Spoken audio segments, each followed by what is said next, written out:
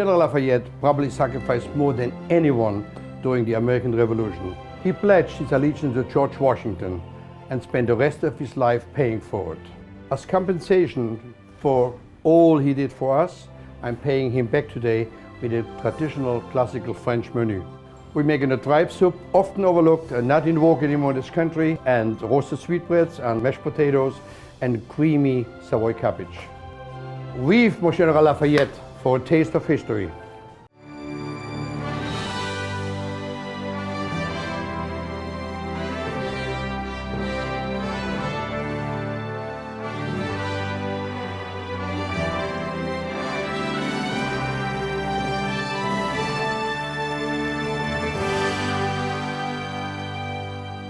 For the first course, our tripe soup, we're utilizing a lot of 18th century ingredients, such as the Marseille beans or northern beans that Thomas Jefferson fell in love with when traveling to the south of France and north of Italy. The tripe, forgotten in our days, was a delicacy and still is in many parts of the world. For today's recipe, I'm utilizing two types of tripe. A livro, which basically translates into a book because it looks like a leaf of a book turning over, and a honeycomb for our tripe soup. It's actually not complicated once you have all your mise en place done. Mise en place meaning everything in place. We're going to put the beans right into it, soaked overnight, very important. And for this recipe, I use the celery root. It used to be not so popular, now everybody's doing it because it's much more flavor, not to be confused with the celery stalk that we use as well. And when you cut into it, you see it, it's firmer, much firmer, but it has unique flavor. Smells spectacular and it's great for this dish. So you have celery root already cut right into it. Carrots, just any carrots right in there. Not only in the 18th century, but before the 18th century, leeks could be kept in the garden when winter came. And it's one of the great ingredients because it freezes literally in the garden. And when you're ready to use it, you take it off the garden, bring it inside and use it. Important is when using leek, you have to wash it properly, because leek has a tendency to have sand inside. So what you want to do when you cut it, you want to really make sure that you wash it before using it. So cut it in julienne, but wash it really carefully, or else your dish will not be very exciting when you have a lot of sand laying in the bottom of your soup bowl. And when you do that also, I don't want to use too much of the green because it gets bitter. So the part is use the first three parts, but as I said, after you cut it, not before you cut it, wash it really, really good. Just like so. In the julienne, I cut that. Okay, I'm already cut over here.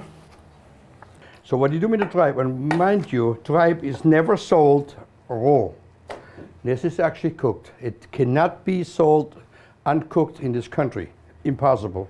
So whenever you get tripe in many of the specialty stores, you don't have to worry about it. It's completely cooked. Matter of fact, it's so cooked that you could just eat it like that, raw. And no problem at all. So you're going to cut it in pieces, like nice chunks. And like I said, tripe, which is in French called tripe. Tripe à la mode is a spectacular dish today. You just boil it in the oven with mustard sauce on it. It's beautiful. That's it. Throw it in the pot. Then we're going to cut some of the livro tripe, which is really, really delicious, because it's different. It's a different kind of a tripe, but has great flavor into it. If you're trying to make that, you can find it really easy in an Asian store. The Asian people still today really appreciate it as a delicacy. So here you go. Just put it into it.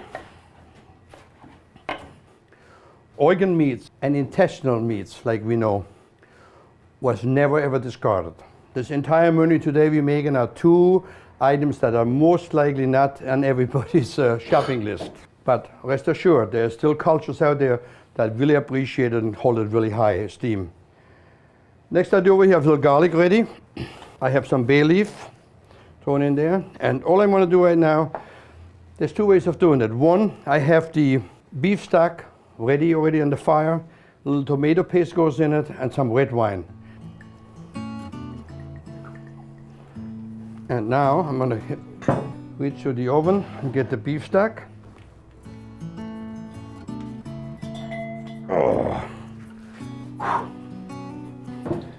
Oh, time to quit.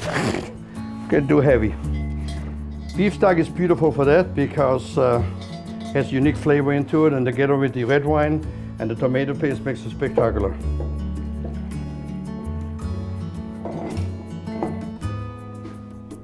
What we're going to now is going to mix it up really good. I got to put salt and pepper into it. Good amount. I want to make sure I taste it.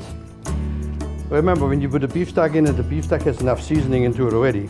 It's a kind of soup that's almost like a stew, by the way, when it depends how you make it. So it's a full meal. That and a slab of bread would have been dinner anytime. Got some chopped parsley, got some thyme, and salt, and pepper.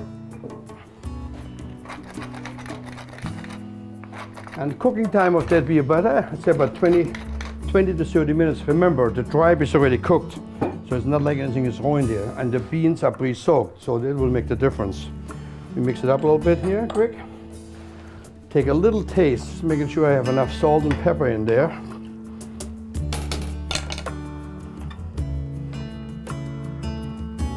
Oh yeah, great flavor. And when I come back, we get ready for the sweetbreads. General Lafayette probably sacrificed more than anyone during the American Revolution. Most people know of General Lafayette's dedicated service to the American Revolution. From the tender age of 19 and from wealthy French nobility, the Marquis de Lafayette arrived in America in 1777 to help with the war. He was key in convincing France to support America's efforts and used his own money to supplement revolutionary soldiers' wages. Lafayette fought alongside Washington in many important conflicts, including the Battle of Monmouth and the Battle of Yorktown. He was so close to General Washington that he considered Washington to be his adopted father. After the war, Lafayette returned to France and got caught up in the revolution that was taking place there. At first, he was supportive of the people's efforts to end the monarchy, but when the mobs turned violent, he condemned them. Eventually, the French people turned on him, and he and his wife were tracked down across Europe and jailed. The turmoil in France left him destitute and dispirited.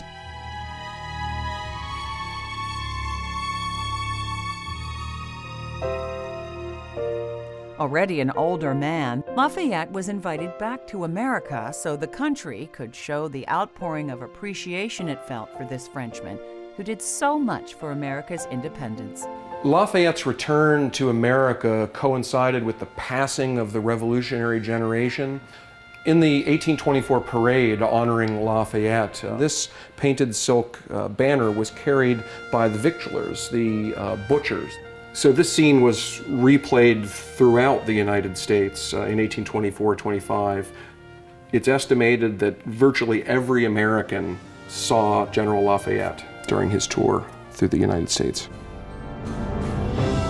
Americans felt a real debt of gratitude to Lafayette for his role in supporting the American Revolution, and Congress voted him a pension, back pay for his service. $120,000, which was a princely sum in 1824. He also raised his own retirement funds in Philadelphia at the home of Dr. Physic. This is one of the most spectacular clocks in the house. This is one of 9 General Lafayette brings to America with him on his last tour of the country. He was imprisoned in the French Revolution, needed cash. Plan was to sell these clocks. Perhaps the most touching tribute occurred at the start of World War I, when General John J. Pershing landed American troops in France with the words, "Lafayette, we are here." Sweetbreads, most likely misunderstood, except when you go to fancy French restaurants that people understand it, relate to it, and desire for it. It's really a glance of the calf, but it was a really popular dish. It still is today in Europe and in the French restaurants, as I said.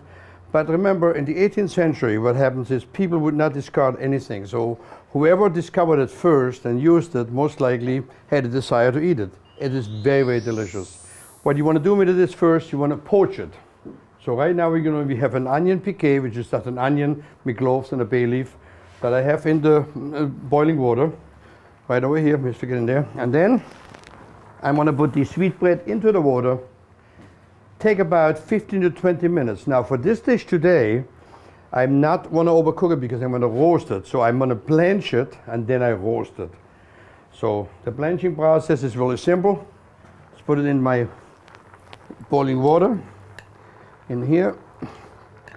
Just want to put a little bit of salt in there and I'm in business. Let it sit for about maybe at a slow boil for this particular recipe, maybe like 8 to 10 minutes, no more than that. We just want to blanch it off for two reasons. One, we want to get the impurities out of it, and second of all, have a little bit of pre-blanch before we roast it.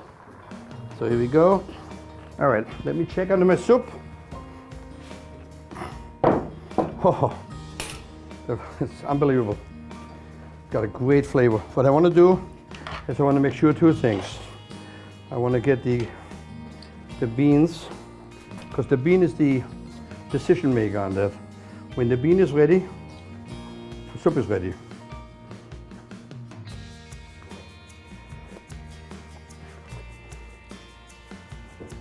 Lafayette, you should be here, mon général. It's extraordinary, spectacular. You want to wait until the beans almost fall apart, but not completely fall apart. Everything else is already cooked, because remember, the tripe was pre-cooked already. The vegetables are kind of small, no problem. Let me put it back on the fire. And when I come back, I'm going to get started on the Savoy cabbage and roasting my sweetbreads. We're in the final stages of finishing this complete menu for General Lafayette. Right now, what I'm going to be doing is I'm going to get ready, and I put the potatoes in a Dutch pot and put them on the fire. All you want to do is cook them, obviously, until they're done. And then we're going to make my favorite, which is smashed potato, not to be confused with mashed potato. The difference is it uses sour cream and uses uncooked shallots and chives. But it's on the fire right now.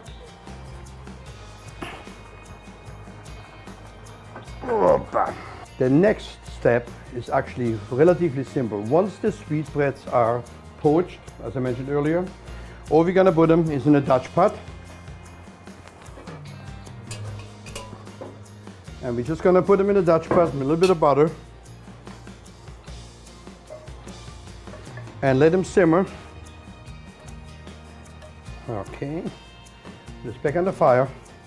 Once they simmer and they get brown on both sides, we deglaze them with red wine, and then we add on all the other ingredients, including the most fancy of all mushroom next to truffles, the Maury mushroom, which would have been very appropriate for General Lafayette.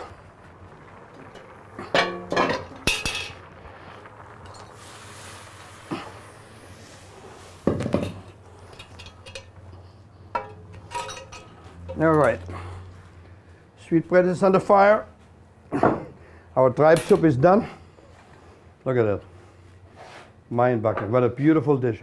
And I'm just surprised sometimes how it fell out of style in our country. Lafayette would say, magnifique. It's beautiful. The flavor of the beans, the vegetables, the wine, the tomato paste. It's very close to a minestrone, actually.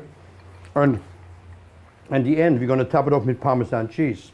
So therefore, the connection of south of France and northern Italy is so natural. I'm keeping my eye on the sweetbread behind me.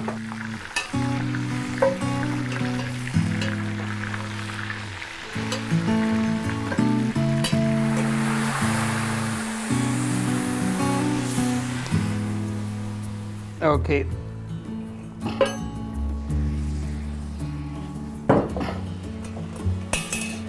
Sweetbreads, absolutely spectacular, divine. Sure, beautiful.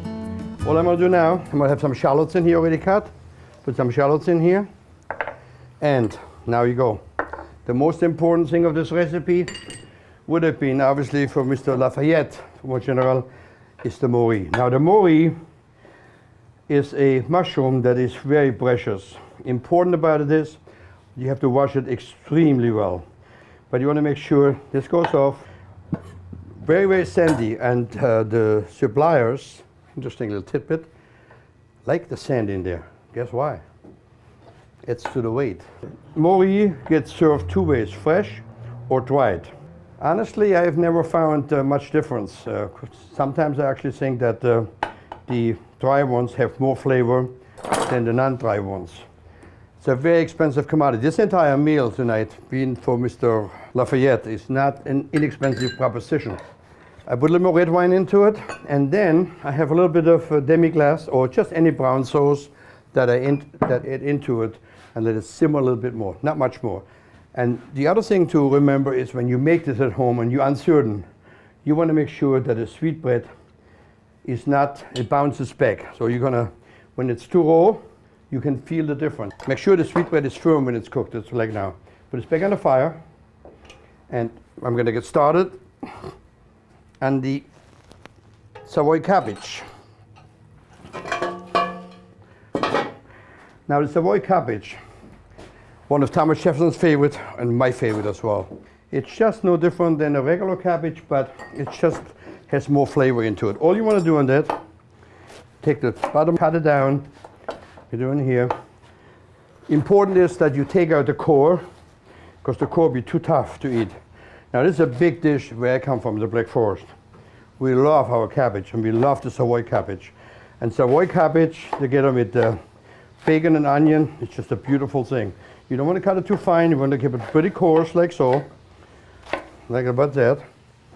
And again, you want to take the heart outside. You want to take the heart out, like so. This recipe dates back to many of the books of the 18th century that refer to it as ragouing. What I'm putting in here, I have bacon already cut, I have some onions, and just a little bit of butter, salt and pepper, and be in business.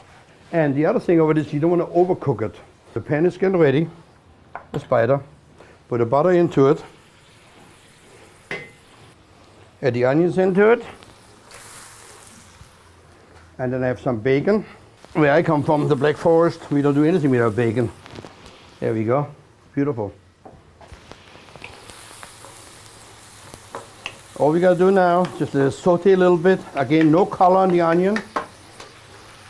The reader was good, coming good. No color on the onion at all. We're gonna add the cabbage into it. It's beautiful Savoy cabbage, one of Thomas Jefferson's favorite, and many of his 18th century compatriots. Beautiful. Okay, now all we're gonna add there is salt and pepper. Salt and pepper. And cream.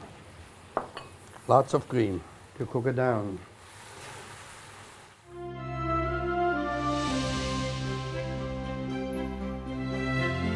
These are the dependencies for the governor's palace. Frank, this is spectacular smokehouse, I tell you. Yeah, thank you. Isn't it a beautiful sight, all this lovely pork and the smell? It really is a beautiful aroma. And this is the traditional Virginia method, which we call dry pack. Salt, a little bit of brown sugar, and a tiny bit of saltpeter. And the saltpeter helps keep that pink color. And once these are finished drying, we'll take them, brush the salt off of them. They're hung up, and then we'll have the hickory fires in here for about 2 weeks. That'll give a nice flavor and aroma to the ham, help to color them a little bit. We're using an 18th century breed of pigs. These are called Osaba, a black hawk from Spain. Came over on a ship, the boat wrecked, the pigs survived, and they ended up on a barrier island off the coast of Georgia. One of the little islands there called Osaba Island.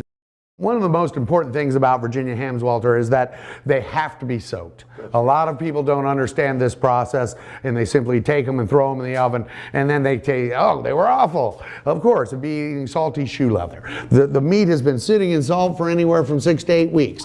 It needs to soak. Usually, the longer you soak it, the better. And the more you change the water, the more of that salt you're gonna get out. The next step is just as important, and that's a very slow cooking, a simmer. We're using a braising pan here. This is a lot like what you call the Dutchie. You have the hot coals on top as well as the heat source underneath.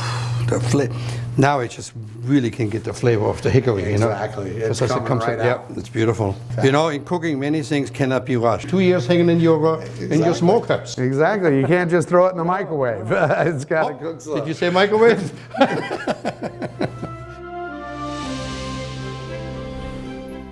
The sweetbreads are ready. I can just feel them. The texture is right. So now I'm going to put the demi-glace into it. Let it simmer for a little bit while we do the smashed potato. I have chives. I have shallots that are not cooked. It's a great flavor. I have salt. White pepper, because I don't want to see the Like that's sour cream. It's almost kind of like when people have it the first time. It's like a baked potato in one, short of the bacon. For once, by the way. So here we go. Mix it up really good, just like so. The smashed potato means it's smashed, not mashed. Same idea, but you want to leave the potato little whole, and you don't want to peel them either. You want the goodness that's under the skin. Just about like so. The potatoes are ready, so I'm going to just make sure I check the potatoes. Absolutely. Oh.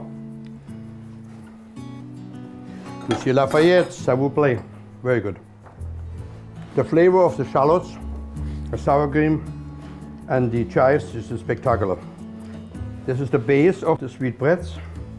It's a very important meal for my friend Lafayette. So now, let me get a spoon. Oh, right on. The flavor of the red wine that reduced down with the sweetbread together is just spectacular. Now we're going to take the sweetbread out of the braising liquid, and you want to slice it. Look at it, how nice the inside is of it. Perfect.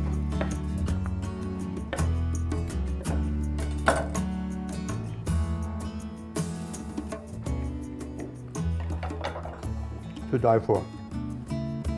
Obviously an acquired taste, but for me, heaven on earth. It's beautiful. Very nice, beautiful, reduced demi-glace goes right over it. That is divine. What a dish. What a dish. With the parsley over that.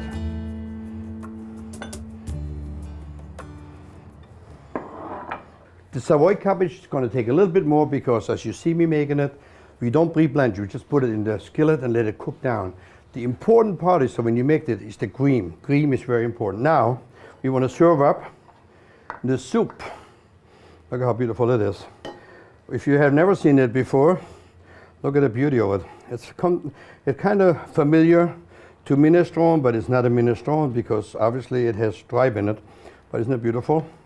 What's interesting, when you serve this soup, Parmesan cheese over it makes it absolutely spectacular. So with a little Parmesan cheese right on top. No different than you serve a minestrone. A little basil maybe on top, and the soup is served. Now we're going to wait one more second, and we have the Savoy cabbage ready. We'll blade it up, and the meal is served. Thomas Jefferson, many of his compatriots enjoyed it. We eat this in the Black Forest all the time. It's basically real simple. It's Savoy cabbage, as you see me cutting it, onion, bacon, or maybe shallots, cream, salt, pepper, and you're in business. What makes it beautiful is, again, it's just goodness. There's really nothing else that can describe it. And you want to wilt the cabbage, but you don't want to cook it to death. Monsieur Lafayette, I know you wanted to be king, but it didn't happen. But I'll tell you what, your recipes are fit for a king, and I can attest to it. Beautiful. Absolutely beautiful.